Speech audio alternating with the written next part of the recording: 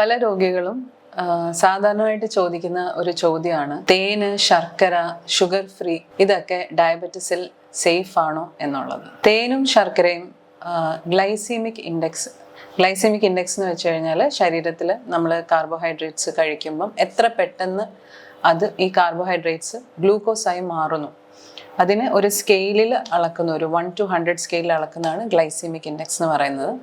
അപ്പോൾ തേനും ശർക്കരയും ഗ്ലൈസീമിക് ഇൻഡെക്സ് വളരെ കൂടിയ ഭക്ഷണ പദാർത്ഥങ്ങളാണ്. അതേപോലെ ഷുഗർ ഫ്രീ, ലേറ്റസ്റ്റ് സ്റ്റഡീസ് പറയുന്നത് ഷുഗർ ഫ്രീയിൽ പലതരത്തിലുള്ള ഷുഗർ ഫ്രീ ഉൽപ്പന്നങ്ങളുണ്ട്. അതിൽ പ്രത്യേകിച്ച് അസ്പാർട്ടേം എന്ന് പറയുന്ന ഉൽപ്പന്നത്തിൽ ഒരു പക്ഷേ ക്യാൻസറിന് സാധ്യത ഉണ്ടായേക്കാവുന്ന ഘടകങ്ങൾ ഉണ്ടാവാം എന്നാണ്. അതുകൊണ്ട് തന്നെ കഴിവതും ഒഴിവാക്കുന്നതായിരിക്കും നല്ലത്. അല്ലെങ്കിൽ വളരെ ലിമിറ്റഡ് ആയിട്ടുള്ള എമൗണ്ടിൽ വല്ലപ്പോഴും ഉപയോഗിച്ചാലും കുഴപ്പമില്ല.